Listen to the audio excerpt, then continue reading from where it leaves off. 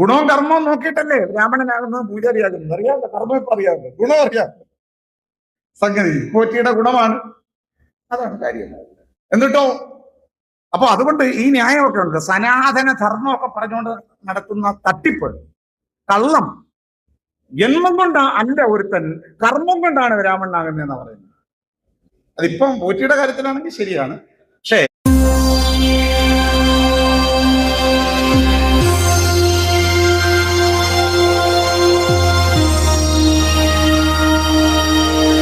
മുപ്പത്തിയൊന്നിലെ census എടുത്തപ്പോ അവരൊരു അതുവരെയുള്ള സെൻസസിൽ നിന്ന് വ്യത്യസ്തമായി ചില മാനദണ്ഡങ്ങൾ കൂടി വെച്ചു. ആരാണ് ഹിന്ദു? കാരണം ഈ ദളിതര് പറയുന്നല്ലോ ഞങ്ങൾ ഹിന്ദുക്കളല്ലാണ്. അങ്ങനെയാണെങ്കിൽ ഈ ഹിന്ദുക്കളുടെ കണക്കും ദളിതരുടെ കണക്കും വേറിട്ടൊന്ന് എടുക്കണം. അതുകൊണ്ട് ആരാണ് ഹിന്ദു എന്നതിന് ഒരു മാനദണ്ഡം, 10 മാനദണ്ഡങ്ങൾ വെച്ചു. ഞാൻ 10 പറയുന്നില്ല.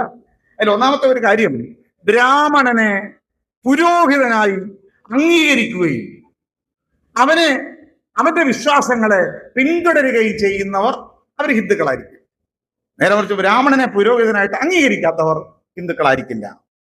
ബ്രാഹ്മണികമായ വേദങ്ങളും ഇതിഹാസങ്ങളും വിശ്വാസങ്ങളും വെച്ചു പുലർത്തുകയോ അതിനെ ആരാധിക്കുകയോ പിന്തുടരുകയോ ചെയ്യുന്നവർ ഹിന്ദുക്കളായിരിക്കും. അതിനെ നിഷേധിക്കുന്നവർ ഹിന്ദുക്കളായിരിക്കില്ല. ഇപ്പൊ ഈ മാനദണ്ഡങ്ങൾ 10 വെച്ചപ്പോ ഇന്ത്യയിലെ ദളിതർ ബ്രാഹ്മണ പൗരോഹിത്യം അംഗീകരിക്കുന്നില്ല.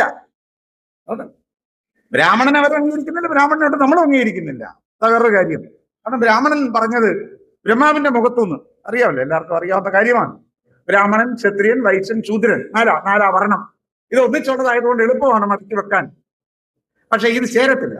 5ാമത്തെ ഈ സാധനം പഞ്ചവൻ താഴോട്ടാണ് നിൽക്കുന്നത്. ഇതിങ്ങനെ എവിടുന്നോ വന്നവരങ്ങ് പോകേണ്ടവരാണ്. പക്ഷെ നമ്മൾ ഭൂമിയിലാണ് പഞ്ചവർ. അതുകൊണ്ട് ഈ 5ാം ജാതിക്കാരനെ ബാബാസ് പറഞ്ഞ ഔട്ട് കാസ്റ്റ്, ജാതിക്ക് പുറത്തുള്ളവരാ. നമുക്ക് ജാതി ഉണ്ടോ എന്ന് ചോദിച്ചാൽ അവനെ പോലുള്ള ജാതി നമുക്കില്ല. അത് വേറെ കാര്യം.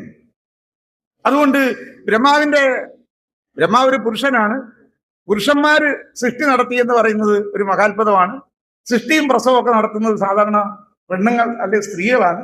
പക്ഷെ ബ്രാഹ്മണന്റെ മാത്രം ജനനത്തിന് ആധാരമായത് അവന്റെ ബ്രഹ്മാവ് എന്ന് പറയുന്ന ഈ അപ്പൻ പുരുഷനാണ്. എന്താണെങ്കിലും ബ്രിട്ടീഷ് സെൻസസില് അവർ ഈ ദളിതരെ വേറിട്ട് രേഖപ്പെടുത്തി. ഈ കണക്കാണ് ഞങ്ങൾ വേറെയാണ് എന്ന് വന്നപ്പോഴാണ് ഞങ്ങളുടെ അക്കൗണ്ട് ശൂന്യമാണല്ലോ എന്ന തോന്നൽ തീവ്രമായത് എന്നാണ് ചരിത്രം പറയുന്നത്. കാരണം മറ്റത് ഹിന്ദുവിന്റെ അക്കൗണ്ടിലാണ്. ഹിന്ദുവിന്റെ അക്കൗണ്ടിലുള്ളപ്പോ ഇതൊന്നും നമുക്ക് അവകാശമല്ല, ദൈവം പറഞ്ഞിട്ടുള്ള കാര്യമല്ലല്ലോ. ചതുർവർണ്ണ്യം മയ സിദ്ധം ഗുണകർമ്മ വിഭാഗല്ലേ. ഗുണവും കർമ്മം നോക്കിയിട്ടല്ലേ ബ്രാഹ്മണനാവുന്നത്. എന്തോ കർമ്മം? ഗുണവും കർമ്മവും നോക്കിയിട്ടല്ലേ ബ്രാഹ്മണനാകുന്നത് പൂജാരിയാകുന്നത്. അറിയാമല്ലോ, കർമ്മം ഇപ്പൊ അറിയാമല്ലോ, ഗുണം അറിയാമല്ലോ. സംഗതി പോറ്റിയുടെ ഗുണമാണ്, അതാണ് കാര്യം.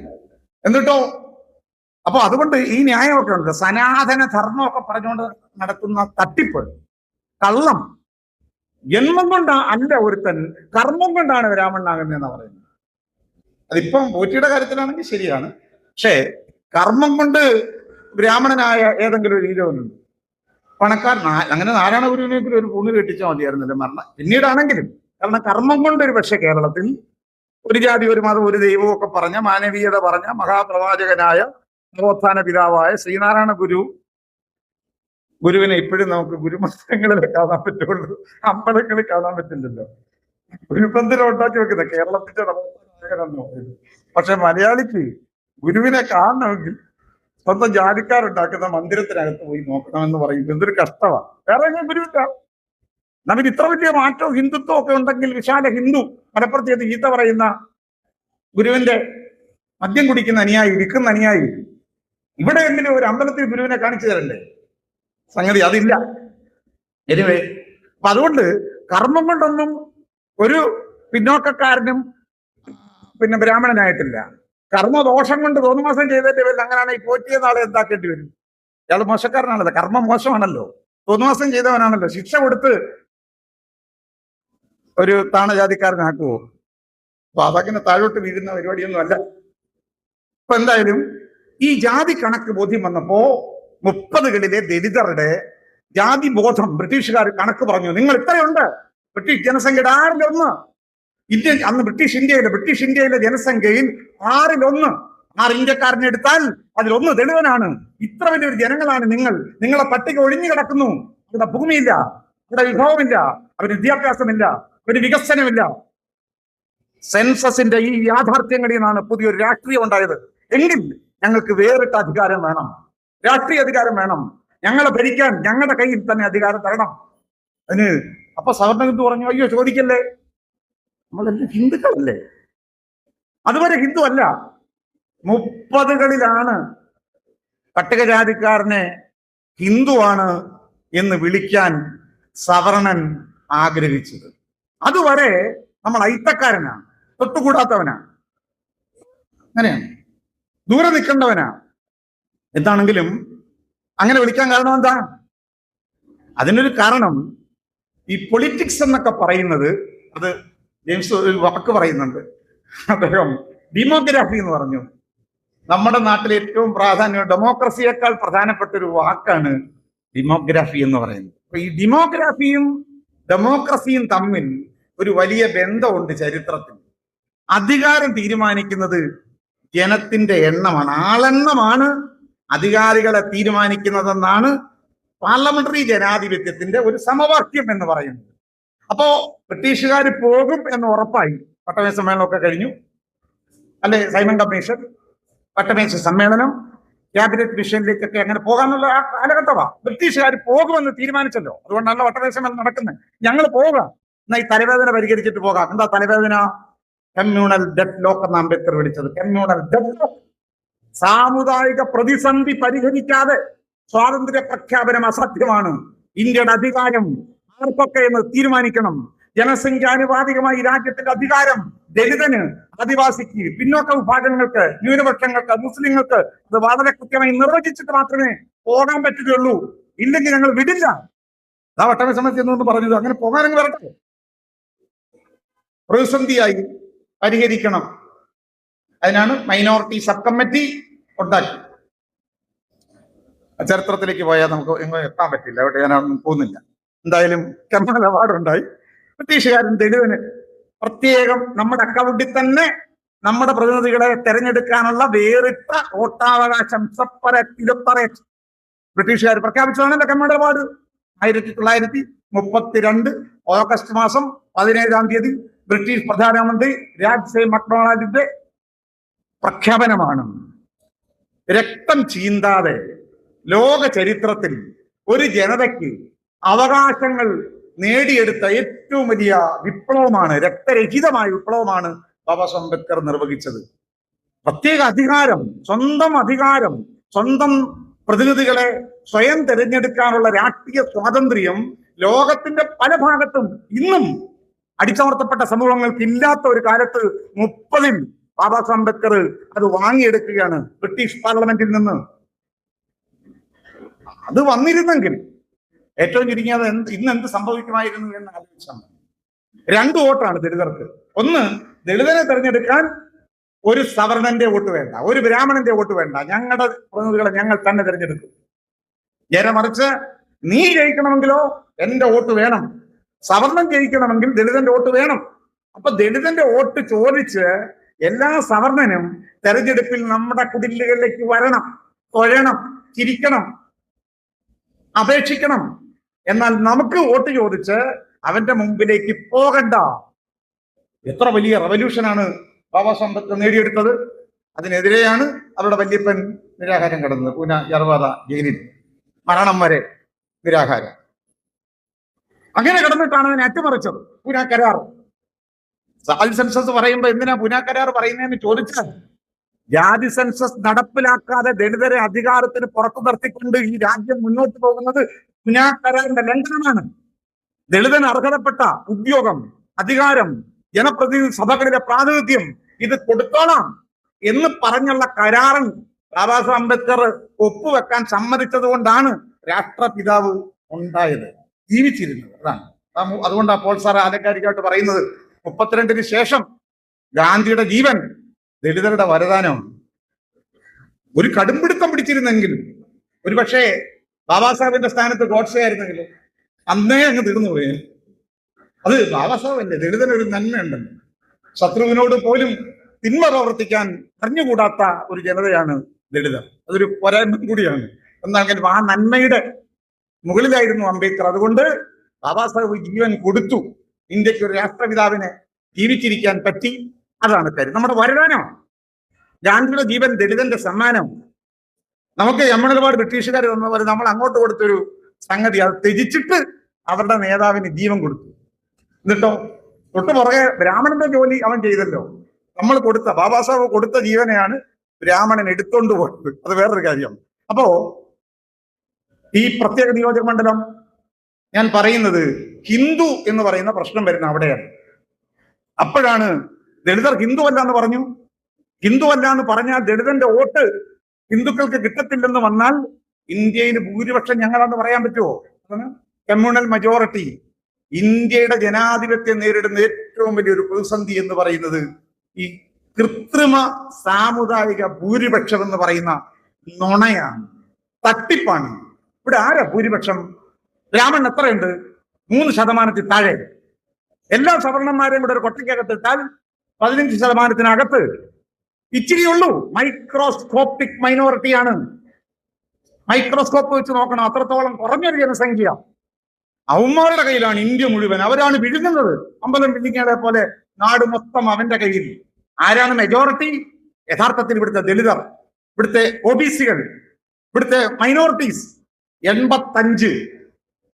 ഇത് ബാബാ സാഹേബ് അംബേദ്കർ ആദ്യം തന്നെ തിരിച്ചറിഞ്ഞ ഒരാളാണ്. ഭൂരിപക്ഷം. അതുകൊണ്ട് സാമുദായിക ഭൂരിപക്ഷം എന്ന തട്ടിപ്പ് അപകടമാണ്. ഇന്ത്യ ഭരിക്കേണ്ടത് പൊളിറ്റിക്കൽ മെജോറിറ്റി ആകണമെന്ന് അംബേദ്കർ പറഞ്ഞത്. പൊളിറ്റിക്കൽ മെജോറിറ്റി എന്ന് പറഞ്ഞാൽ ഒരു പ്രത്യയശാസ്ത്രം, ഒരു രാഷ്ട്രീയം, ജനങ്ങളുടെ മുമ്പിൽ വെക്കാൻ ഒരു അജണ്ട, രാഷ്ട്രീയമായ പദ്ധതികൾ, അതിൽ ചേർന്ന് നിൽക്കുന്ന ജനങ്ങൾ തെരഞ്ഞെടുക്കുന്ന ഒരു പൊളിറ്റിക്കൽ ഡെമോക്രസി ആകണം ഇന്ത്യ ഭരിക്കേണ്ടത്. ഒരിക്കലും ഞങ്ങളാണ് ഭൂരിപക്ഷം എന്ന് പറഞ്ഞുകൊണ്ട് കെട്ടിയുണ്ടാക്കുന്ന ജാതിക്കാരുടെ കൃത്രിമമായ ഭൂരിപക്ഷമല്ല. അതാ ഹിന്ദുത്വം എന്ന് പറയുന്നത്. ഈ കൃത്രിമ ഭൂരിപക്ഷമാണ് ഹിന്ദുത്വം. ഇപ്പോ ഹിന്ദുരാഷ്ട്രം എന്നൊക്കെ പറയുന്ന ഒരു സാധനം, അത് ഏതാണ്ട് 10 വർഷക്കാലമായി, ഏതാണ്ട് 100 വർഷം മുമ്പ് നാഗപ്പൂരിൽ നിന്ന് അവർ സ്വപ്നം കണ്ടു, അവർ പ്ലാൻ ചെയ്തു. 100 കൊല്ലം കൊണ്ടുള്ള ആ സ്വപ്ന പദ്ധതി കഴിഞ്ഞ 10 വർഷം കൊണ്ട് യാഥാർത്ഥ്യമായി.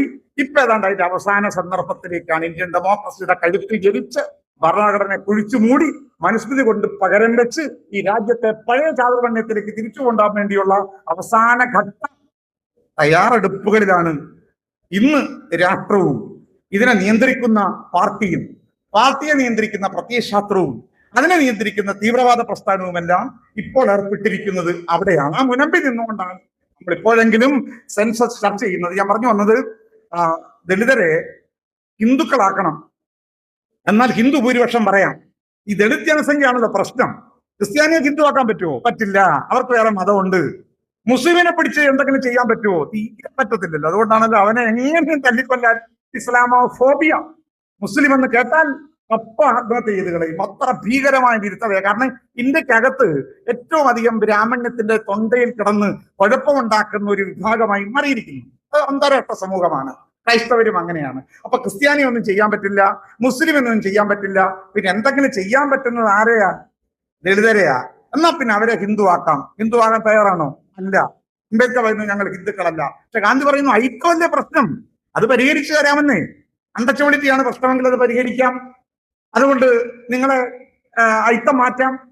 അങ്ങനെയാണ് അമ്പലം തുറന്നത്. കേരളത്തിലടക്കം 36 വന്നിട്ട് ഇന്നതിനെ പോയതും പിന്നെ ക്ഷേത്രപ്രവേശ വിളംബരം നടത്തിയതും ഒക്കെ ഹരിജൻ എന്ന് വിളിച്ചതും ഒക്കെ ഒരു ഒരു മതപരിവർത്തനമാണ്. ഹരി ഈശോയുടെ മക്കളെന്നെന്താ വിളിക്കാതെ? ദളിതരെല്ലാം ക്രിസ്ത്യാനികളായി പോയിന്. അള്ളാന്റെ മക്കളെന്നെന്താ വിളിക്കാതെ? ഗാന്ധി നമ്മളെല്ലാം മുസ്ലിമായി പോയിന്. ദൈവമക്കളെന്ന് വിളിച്ചാലോ ലോകത്തെല്ലാ ഉള്ള വിശ്വാസികളും പറഞ്ഞേനെ അവർ ഞങ്ങളുടെ കൂടെയാണെന്ന്. ഹരി എന്ന് പറയുന്ന സവർണ ഹിന്ദു ദൈവത്തിന്റെ തന്നെ മക്കളാണ് പറഞ്ഞത്. എന്തുകൊണ്ടാ? ഹിന്ദു ആക്കിയത് അങ്ങനെയാണ് സാധനം. എന്നായാലും സെൻസസിന്റെ പ്രശ്നം 31 ശേഷം പിന്നെ ഉണ്ടാവുന്ന വികാസം എന്ന് പറയുന്നത് പിന്നെ സെൻസസ് നടന്നില്ല. ജാതി സെൻസസ് 31 തന്നെ നിർത്തി. കാരണം എന്താ? ആരുടെ കമ്പൽഷനാണത്? ജാതിയുടെ കണക്കെടുത്താൽ ജാതി ബോധം ഈ രാജ്യത്ത് അവർണ വിഭാഗങ്ങളിൽ ശക്തിപ്പെടും. അവർണ വിഭാഗങ്ങളിൽ ജാതിബോധം ഉണ്ടായാൽ സവർണ വിഭാഗങ്ങളുടെ ജാതിബോധവും അവർണ വിഭാഗങ്ങളുടെ ജാതിബോധവും 2 വൈരുദ്ധ്യബോധങ്ങളാണ്. സവർണന്റെ ജാതിബോധം എന്ന് പറയുന്നത് മറ്റുള്ളവന്റെ മുകളിൽ അടങ്ങിയിരിക്കാനും അവനെ അടിച്ചുമർത്താനും ആധിപത്യം നിലനിർത്താനുമുള്ള ഒരു വരേണ്യ ബോധത്തിന്റെ പേരാണ് സവർണ ജാതിബോധം, ഹിന്ദുബോധം എന്ന് പറയുന്നത്. നേരെ മറിച്ച് അവർണന്റെ ജാതിബോധം എന്ന് പറയുന്നത് അവനെ അടിച്ചമർത്തിയിരിക്കുന്ന ബ്രാഹ്മണ സംവിധാനത്തെ തകർക്കാൻ വേണ്ടിയുള്ള വിപ്ലവ ബോധത്തിന്റെ പേരാണ് ദളിതന്റെ ജാതിബോധം, സ്വത്വബോധം എന്ന് പറയുന്നത്. അതുകൊണ്ട് ദളിത് സ്വത്വബോധം ശക്തിപ്പെട്ടാൽ ബ്രാഹ്മണിസം തകരും.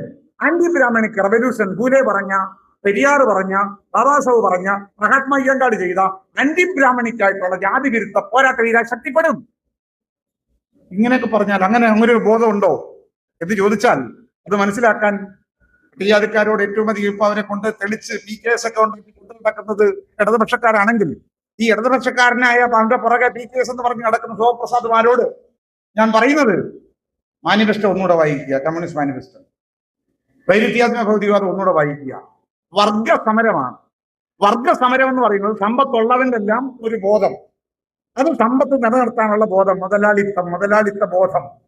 നേരെ മറിച്ച് സമ്പത്തില്ലാത്തവന് ഒരു ബോധമുണ്ട്.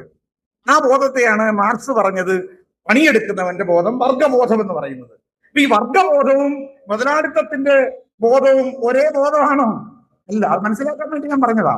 മുതലാളിത്തത്തിന്റെ ബോധം വേറൊരു ബോധമാണ്, അത് മാർക്കറ്റിന്റെ ബോധമാണ്, ആധിപത്യത്തിന്റെ ബോധമാണ്, സർവാധിപത്യത്തിന്റെ ബോധമാണ്. നേരെ മറിച്ച് തൊഴിലാളിയുടെ ബോധം രക്തപതാക തണലിൽ വിരിയും, വർഗവികാരം സിന്ദാബാദ്, സർവരാജ്യ തൊഴിലാളികളെ സംഘടിക്കും, നഷ്ടപ്പെടാൻ ചങ്ങല മാത്രമെന്ന് പറഞ്ഞൊരു കാലത്തിന്റെ ബോധമുണ്ട്. ഈ ബോധമുള്ളവർ കൂടിയാൽ മറ്റേ ബോധമുള്ളവനെ തകർക്കാം, മുതലാളിത്തത്തെ തകർക്കാം, താഴെയിടാം, ഭരണകൂടത്തെ മറിച്ചിടാം, തൊഴിലാളികൾക്ക് അധികാരം പിടിക്കാം. ഇനി ഞാൻ എന്റെ പറയാൻ ഉദ്ദേശിച്ച കാര്യം പറയാം. വർഗ അസമത്വങ്ങളെ തകർക്കാൻ പണിയെടുക്കുന്നവന് വർഗബോധം ചരിത്രത്തിൽ ന്യായീകരിക്കപ്പെട്ടതുപോലെ ജാതി അസമത്വങ്ങളെ തകർക്കാൻ ജാതിയിൽ അടിച്ചമർത്തപ്പെട്ടവരുടെ ജാതിബോധം ശരിയാണ്. ജാതിബോധം വേണം. ആ ബോധത്തിന്റെ പേരാണ് ദളിത് സ്വത്വബോധം എന്ന് പറയുന്നത്.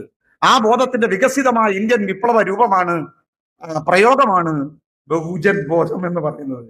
ആ ബഹുജൻ രാഷ്ട്രീയ അവബോധമാണ് ബ്രാഹ്മണ്യത്തെ അപതർപ്പിച്ച് ഇന്ത്യയിൽ ജനാധിപത്യം സ്ഥാപിക്കാൻ വേണ്ടിയുള്ള ജനാധിപത്യ വിപ്ലവത്തിന്റെ, ഡെമോക്രസിയുടെ ഏറ്റവും ഉയർന്ന ബോധം എന്ന് പറയുന്നത് ആ ബോധമാണ്. ആ ബോധത്തെ അടിസ്ഥാനമാക്കിയാണ് ബാബാസാഹേബ് അംബേദ്കർക്ക് ശേഷം മഹാനായ കൻഷിറാം 80കളിൽ 15, പിന്നെ ഇപ്പൊ അതിന് പറ്റിയതല്ല, 15 പിന്നെ 85 എന്ന് പറഞ്ഞത്. ഇതാണ് ഇന്ത്യ. ഈ മുകളിലിരിക്കുന്ന 15 85. കൻഷിറാം പറഞ്ഞത് ഓർക്കണം. സെൻസസ് പറയുന്നവർ അത് മറക്കണ്ട. ഈ പേന തിരിച്ചു വെക്കുന്ന കാലത്തെ ഇന്ത്യ രക്ഷപ്പെടുകയുള്ളൂ. ഇന്ത്യക്ക് വേണ്ടത് ഈ 15 ഒന്ന് താഴെ ഇരിക്കണം. ഈ 85 അധികാരത്തിന്റെ മേഖലകളിലേക്ക് വരണം. സത്യത്തിൽ ജാതി സെൻസസ് ഇന്ന് എന്താണോ നിർവഹിക്കേണ്ടത് അതിന്റെ പ്രായോഗികമായ രാഷ്ട്രീയ മുദ്രാവാക്യം അംബേദ്കർ അനന്തര ഇന്ത്യയിൽ ഏറ്റവും ശക്തമായി പറഞ്ഞ വിപ്ലവകാരിയായ ദാർശനികന്റെ പേരാണ് മഹാനായ കൻഷിറാം. ഒരുപക്ഷെ ആ കൻഷിറാം ഉയർത്തിയ ബഹുജൻ രാഷ്ട്രീയ പ്രബുദ്ധതയുടെ ഫലമായിട്ടുണ്ടായ കൊടുങ്കാറ്റിനെതിരെയാണ് ഇന്ത്യയിൽ ഹൈന്ദവ വർഗീയത ഇന്ത്യൻ രാഷ്ട്രീയത്തിൽ തീക്ഷ്ണമായി ഇടപെടുന്നത്. കാരണം അധികാരത്തെക്കുറിച്ചുള്ള അവർണ ജനതയുടെ ബോധം അതൊരു പുതിയ രൂപമായി മാറുകയും ആ ബോധം അംബേദ്കർ പ്രത്യയശാസ്ത്രമെടുത്ത് തണിഞ്ഞ് ഇന്ത്യൻ ജനാധിപത്യത്തിൽ വലിയ വിപ്ലവം ഉണ്ടാക്കുമെന്ന് ബോധ്യപ്പെടുകയും അതിന്റെ അടയാളങ്ങൾ ഉത്തരേന്ത്യയിലെ സവർണ ഭൂമികയിൽ ഇങ്ങനെ മുഴങ്ങുകയും ചെയ്ത ഒരു കാലത്താണ് ഈ ബോധത്തെ തല്ലിക്കെടുത്തണം. ഈ ഒരു രാഷ്ട്രീയ ബോധം ഇനി വേണ്ട. അതിനാണ് രഥചക്രങ്ങൾ ഉരുണ്ടതും അതുപോലെ ബാബരി മസ്ജിദ് തകരുന്നതും ഗുജറാത്തും കലാപങ്ങളും. അതിലൂടെ അവസാനം എവിടേക്കാണ് ഇന്ത്യയിലെ ഫാസിസം പോയെന്ന് നമുക്കറിയാം. അതുകൊണ്ട് ഈ ഒരു അവബോധം അംബേദ്കർ പ്രതിദാനം ചെയ്ത അവബോധമാണ് ഞാൻ പറയുന്നത്. ഈ വിഷയത്തിലേക്ക് വരുന്നു. അതുകൊണ്ട് ഈ പറയുന്ന സെൻസസ് എന്ന് പറയുന്ന കാര്യം അവർ മൂടിവെച്ചു. 47-ൽ സ്വാതന്ത്ര്യം കിട്ടിക്കഴിഞ്ഞപ്പോൾ പിന്നീട് ഒരിക്കൽ പോലും ജാതിയുടെ കണക്കെടുക്കണ്ട എന്ന് ഇന്ത്യയിലെ സവർണം തീരുമാനിച്ചു. കാരണം 31-ൽ ബ്രിട്ടീഷുകാർ കണക്കെടുത്തു. ആ കണക്കെടുത്തപ്പോൾ ഭൂതം പുറത്തു ചാടി. നമ്മൾ സംഘടിച്ചു. ഓൾ ഇന്ത്യ ഷെഡ്യൂൾ കാസ്റ്റ് പഠനമുണ്ടായി. അവർ ഇന്ത്യയിൽ മത്സരിച്ചു, കോൺഗ്രസിനെ തോൽപ്പിച്ചു. ഇന്ത്യൻ ഭരണഘടന എഴുതുന്നിടത്തോളം അവരെത്തി. ഭരണഘടന എഴുതുന്നത് ഇന്ത്യ ഈ രാജ്യത്ത് ജനാധിപത്യം വരണമെങ്കിൽ അത് എങ്ങനെ വരണമെന്ന് ഈ രാജ്യത്തെ ദളിതർ തീരുമാനിച്ച അവന്റെ ബോധത്തിന്റെ, രാഷ്ട്രീയ ബോധത്തിന്റെ ഒരു സമാഹരണ ഗ്രന്ഥത്തിന്റെ പേരാ. ദളിതർ എന്താണോ ആഗ്രഹിച്ചത്? നീതിയാണ്, ജനാധിപത്യമാണ്, സ്വാതന്ത്ര്യമാണ്. ആ ദളിത സ്വാതന്ത്ര്യ ബോധത്തിന്റെ അടയാളപ്പെടുത്തലാണ് ഭരണഘടന എന്ന് പറയുന്നത്. അത് മറ്റുള്ള ബോധമല്ല. ജാതിബോധം മനുസ്മൃതിയാണല്ലോ. മനുസ്മൃതിക്കെതിരെയാണ് യഥാർത്ഥത്തിൽ ഡോക്ടർ അംബേദ്കർ. മനുസ്മൃതി കത്തിച്ച് ചുട്ടുകരിച്ച മനുഷ്യൻ ആധുനിക ഇന്ത്യയുടെ ഭരണഘടന എഴുതുക എന്ന് പറയുന്ന വലിയ വിപ്ലവം ഉണ്ടാവുന്നു. ആ ഭരണഘടനയിൽ നമുക്ക് അവകാശങ്ങൾ പ്രഖ്യാപിക്കുന്നു. പക്ഷെ അവകാശങ്ങൾ വീതം വെക്കാൻ വേണ്ടിയുള്ള കണക്കെടുപ്പ് മാത്രം ഇന്ത്യയിൽ നടത്തിയില്ല. അപ്പൊ പറയും പട്ടികജാതിക്കാരുടെ കണക്ക് പറഞ്ഞു പോന്നല്ലോ എന്ന്. പട്ടികജാതിക്കാരുടെ കണക്ക് പ്രത്യേക ഒരു കൊട്ടയില് ഇന്നോളം ഉണ്ട്. ഓരോ 10 വർഷം കഴിയുമ്പോഴും SC/ST പോപ്പുലേഷൻ മാത്രം വെച്ചു. എന്തിന്? ബാക്കി കമ്പോളത്തിൽ മറ്റുള്ളവന്റെ കൂടെ കണക്കെടുക്കുമ്പോഴല്ലേ കൊടുക്ക വാങ്ങൽ നടക്കുന്നത്. നമുക്ക് എത്രയുണ്ട്, മറ്റവൻ എത്രയുണ്ടെന്ന് അറിയുമ്പോഴല്ലേ കൂടുതലുള്ളവൻ ചെയ്യുന്ന എടുക്കുകയും കുറവുള്ളവന് കൊടുക്കുകയും ചെയ്യുന്നതാണല്ലോ വിതരണം എന്ന് പറയുന്നത്. അപ്പൊ മറ്റവന്റെ ഒന്നും കണക്ക് എത്ര രൂപ ആരുടെയൊക്കെ കയ്യിൽ, വൈശ്യന്റെ കയ്യിലെ പണം എത്ര? ഇന്ത്യയിലെ ബാങ്കുകൾ മൊത്തം വൈശ്യന്റെ കയ്യിലല്ലേ? ഇപ്പോൾ ഇന്ത്യയിലെ വിമാനത്താവളങ്ങൾ ആരുടെ കയ്യില? അദാനിയുടെ കയ്യിലല്ലേ ഇന്ത്യയിലെ വിമാനത്താവളങ്ങൾ മുഴുവൻ? എത്ര കോടി രൂപയുടെ, എത്ര ബില്യൺ ഡോളറിന്റെ വിലയുള്ള ഈ രാജ്യത്തെ എയർപോർട്ടുകൾ മുഴുവൻ അദാനിയുടെ കയ്യിൽ. ഇന്ത്യയിലെ വൻകിട വ്യവസായങ്ങൾ മൊത്തം അംബാനിമാരുടെ കയ്യിൽ. വിഴിഞ്ഞം എയർപോർട്ട്, ഈ തുറമുഖം അടക്കമുള്ള പോർട്ടുകൾ അദാനിയുടെ കയ്യിൽ. അദാനി ഇവിടെ വന്നാൽ ഞങ്ങള് ഭയങ്കര കുഴപ്പമുണ്ടാക്കും എന്ന് ആദ്യത്തെ പണ്ട് അദാനി വന്നാൽ തുറമുഖത്ത് അടുപ്പിക്കില്ല, പോർട്ട് ഉണ്ടാക്കാൻ സമ്മതിക്കില്ല എന്ന് പറഞ്ഞ് കലാപം ഉണ്ടാക്കി ആൾക്കാര് തിരുവനന്തപുരത്ത് നിന്ന് കെട്ടിപ്പിടിച്ച നടുക്ക് അദാനി, അപ്പുറത്ത് മോഡി, ഇപ്പുറത്ത് മുണ്ടെടുത്ത മോഡി, എല്ലാവരും ചേർന്ന് തുറമുഖവും കേരളവും അങ്ങ് കൊടുത്തു. എല്ലാ കാര്യത്തിലും ഇപ്പൊ അങ്ങനെയാണ്, കാര്യമൊക്കെയാണ്. ഓ കാവിക്ക് ചുവപ്പാണ് കളറ്, ഉണ്ട് അങ്ങനെയാണ്. ഇപ്പൊ കാവിക്ക് ചുവപ്പാണ് കളറ്. അപ്പൊ അതുകൊണ്ട് ഇങ്ങനെ ഒരു അവസ്ഥ വന്നു. സെൻസസ് വെച്ച് അവിടുന്ന് 47 മുതൽ എന്ത് സംഭവിച്ചു? ഞാൻ ഈ ഷോർട്ട് കട്ടാണ്. സ്വാതന്ത്ര്യം കിട്ടിയപ്പോൾ എന്ത് സംഭവിച്ചു എന്ന ചോദ്യത്തിന് ബാബാസാഹേബ് പറയുന്ന ഉത്തരവുണ്ട്. ആഫ്റ്റർ ദ പാർട്ടീഷൻ, സ്വാതന്ത്ര്യം എന്ന് പറയുന്നത് നൊമ്പരമാണല്ലോ, കാണുന്നറിയില്ല. രാഷ്ട്രം വെട്ടിമുറിക്കപ്പെട്ടു. ഇന്ത്യയും പാകിസ്ഥാനുമായി. ഇന്ത്യൻ ജനസംഖ്യയില് ബ്രാഹ്മണന്റെ ഈ ഹിന്ദു ഭൂരിപക്ഷ ആ കണക്കുകൂട്ടലുകളെ തെറ്റിക്കാൻ വോട്ട് ചെയ്യേണ്ട വലിയൊരു ജനവിഭാഗത്തെ ഇന്ത്യയിൽ നിന്ന് പുറന്തള്ളി എന്നതാണ് സംഭവിച്ച ഒരു കാര്യം. ഹിന്ദു ഭൂരിപക്ഷം, ഹിന്ദു രാഷ്ട്രം, അതിന് തടസ്സം നിൽക്കാൻ സാധ്യതയുള്ള ആരാ? മുസ്ലിം ജനസാന്നിധ്യമാണ്. അപ്പൊ ഈ മുസ്ലിം ഭൂരിപക്ഷ ജനസാന്നിധ്യത്തെ വെട്ടിമാറ്റിയാൽ പിന്നെ ഹിന്ദുരാഷ്ട്രമാക്കാൻ എളുപ്പമാണ് എന്ന്. അതുകൊണ്ട് ഡോക്ടർ അംബേദ്കർ വിളിച്ചത് it was an amputation, political amputation. നമുക്ക് ആവശ്യമില്ലാതെ രോഗം പിടിച്ച് കളയാൻ ആഗ്രഹിക്കുന്ന ശരീരഭാഗം ഷുഗർ പിടിക്കുന്ന സന്ദർഭത്തിൽ ഡോക്ടർമാർ വിധിക്കുന്നത് ആംബ്യൂട്ടേഷൻ ആണല്ലോ. അപ്പൊ ഒരു പൊളിറ്റിക്കൽ ആംബ്യൂട്ടേഷൻ, മുസ്ലിം രാഷ്ട്ര ശരീരത്തെ ഇന്ത്യയിൽ നിന്ന് വെട്ടിമാറ്റി ബാക്കി പിന്നെ നമ്മളെ കൈകാര്യം ചെയ്യാൻ പണ്ടേ എളുപ്പമാണെന്നുള്ളത് കൊണ്ട് അവരെ അങ്ങ് വെട്ടിക്കളഞ്ഞു. ബാക്കിയുള്ളവനെ ഇപ്പോ ചെയ്തുകൊണ്ടിരിക്കുന്നത് അതാണ്. ഇന്ത്യ ഒട്ടുക്ക് നമ്മൾ കണ്ടുകൊണ്ടിരിക്കുന്ന UP-യിൽ ഓരോ ദിവസവും അമ്പലത്തിൽ പോയതിന്, വഴി നടന്നതിന്, ചെരുപ്പിട്ടതിന്, ബൈക്ക് ഓടിച്ചതിന് ഇതിങ്ങനെ നടന്നുകൊണ്ടിരിക്കുകയാണ്. ഈ വംശഹത്യകൾ, ഇന്ത്യയിലെ ഏറ്റവും വലിയ വംശഹത്യകൾ നേരിടുന്നത് ഒന്നാമത് ദളിതരും, രണ്ടാമത് മുസ്ലിങ്ങളും, ഇപ്പോ ഉത്തരേന്ത്യ ക്രിസ്ത്യാനികളും, ഇപ്പോ കാശൊക്കെ ഉണ്ടാക്കി ഈ പറയുന്ന RSSന്റെ കൂട്ടി നിൽക്കുന്ന ഈ സുറിയാനികളൊക്കെ കുറെ കഴിയുമ്പോൾ കൊള്ളും, അന്നേ മനസ്സിലാവുള്ളൂ എന്താണ് ഇവർ പറയുന്ന സംഗതി. എന്തായാലും ബാബാസാഹേബ് പറയാണ്, after the partition Muslims got A nation. മുസ്ലിങ്ങൾക്ക് എന്തായാലും മുറിവേറ്റ് പോയെങ്കിലും അവർക്കൊരു രാഷ്ട്രം കിട്ടിയല്ലോ, അതിന്റെ പേരാണ് പാകിസ്ഥാൻ. ഹിന്ദുക്കൾക്ക് ഒരു രാഷ്ട്രം കിട്ടി, അതിന്റെ പേരാണ് ഹിന്ദുസ്ഥാൻ. അതെ, ഇത് ഹിന്ദുസ്ഥാൻ എന്ന് വിളിക്കുമ്പോൾ ആരുടെയാ? നമ്മളില്ലല്ലോ. അതുകൊണ്ട് മുസ്ലിങ്ങൾക്ക് ഒരു രാഷ്ട്രം കിട്ടി പാകിസ്ഥാൻ. വിഭജനാനന്തരം ഹിന്ദുക്കൾക്ക് ഒരു രാഷ്ട്രം കിട്ടി, അത് Hindustan. Myself and my people got nothing. എനിക്കും എന്റെ ജനങ്ങൾക്ക് ഒന്നും കിട്ടിയില്ല. We got only reservation. അവന് രാഷ്ട്രം കിട്ടിയതുപോലെയാണ് ഞങ്ങൾക്ക് ഈ സംവരണം കിട്ടിയത്. അതുകൊണ്ട് സംവരണം തന്നെയാണ് നമ്മുടെ രാഷ്ട്രമെന്ന് ഞാൻ പറയും. ബാബാസാഹേബിന്റെ പാതയിൽ ചരിത്രത്തെ പഠിക്കുമ്പോൾ മുസ്ലിങ്ങൾക്ക് പാകിസ്ഥാൻ പോലെ, ഹിന്ദുക്കൾക്ക് ഇന്ത്യ പോലെ, ദളിതന് സംവരണം എന്ന് പറയുന്നത് അവന്റെ അവകാശമാണ്, ഭരണഘടനാപരമായ രാഷ്ട്ര സമാനമാണ്. രാഷ്ട്രങ്ങൾ ആക്രമിക്കപ്പെട്ടാൽ, രാഷ്ട്രത്തിന്റെ അതിർത്തികൾ മാന്തിയെടുത്താൽ അവിടെ പിന്നെ സംഭവിക്കുന്നത് കാർഗിലുകളാണ്.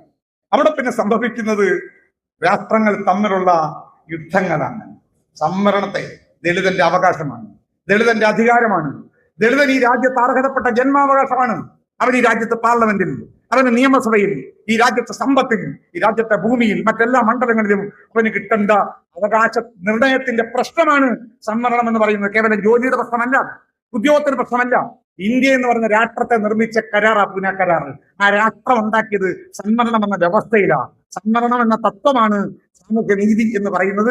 അത് തകർന്നാൽ രാഷ്ട്രം തകരും, ഒരു തർക്കവുമില്ല. അതുകൊണ്ട് ഇതിൽ തൊട്ട് കളിച്ചാൽ തീർച്ചയായും വലിയ പ്രശ്നങ്ങൾ ഉണ്ടാക്കും. ആ പ്രശ്നമാണ് നമ്മൾ ഉയർത്തുന്നത്.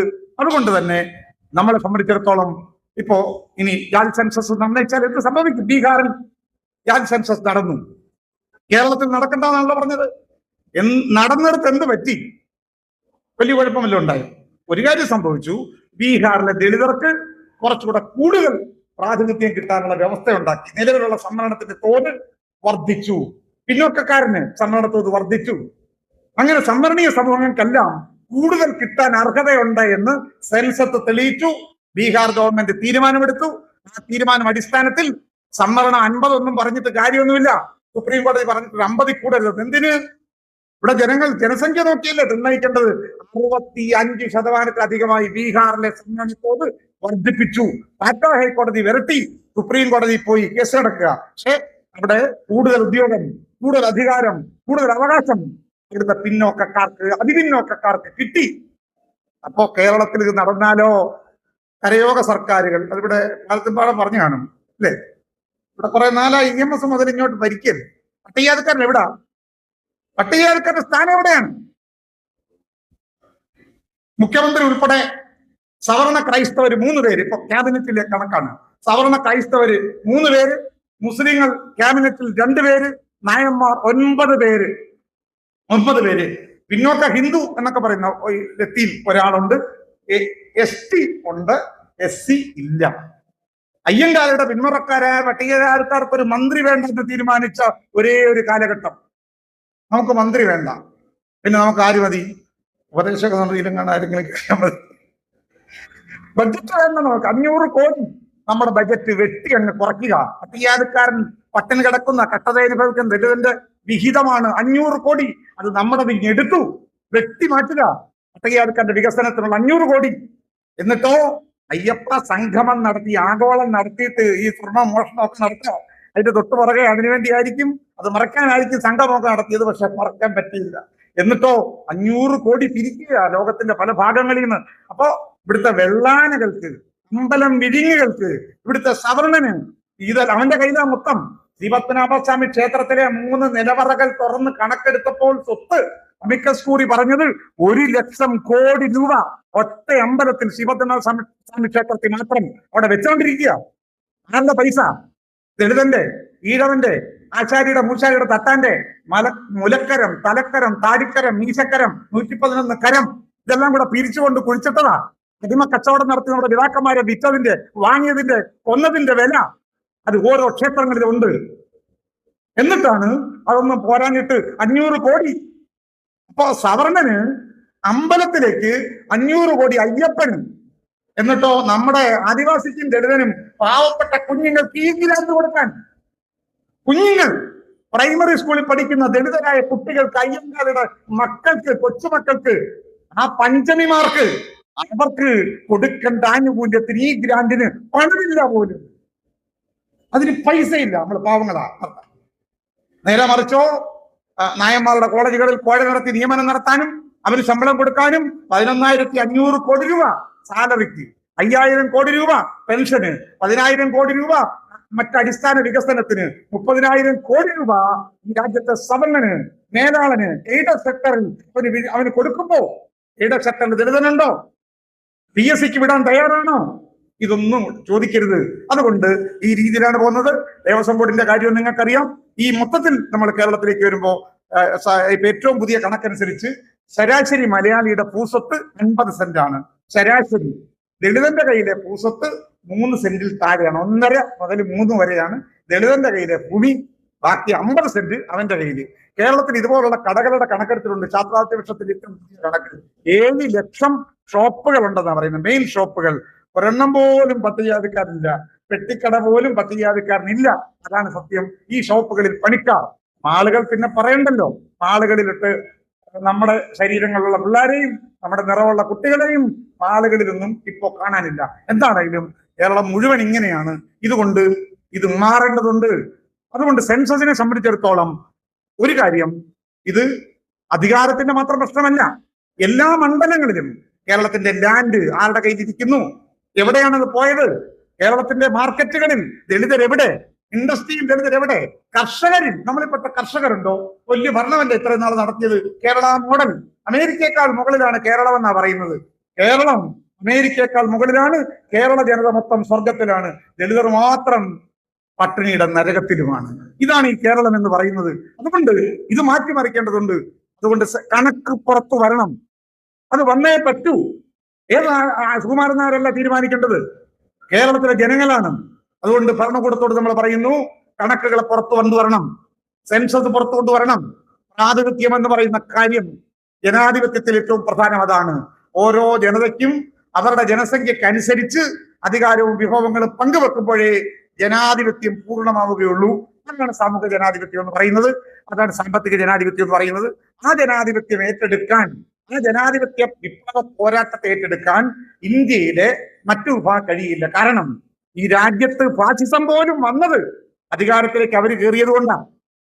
ജാതി ചിന്തയുള്ള ഈ വംശബോധമുള്ളവർ ഡൽഹിയിലെ അധികാരത്തിൽ കയറിയതിന്റെ ദുരന്തമാണ് ഈ രാജ്യം ഇന്ന് അനുഭവിക്കുന്നത്. നോട്ട് നിരോധനമാണെങ്കിലും ഈ രാജ്യത്ത് നടന്നുകൊണ്ടിരിക്കുന്ന ജനാധിപത്യ സ്ഥാപനങ്ങളെല്ലാം അറിയാമല്ലോ, ഭരണഘടനാ സ്ഥാപനങ്ങളെല്ലാം അവരുടെ കയ്യിൽ ഒതുക്കി.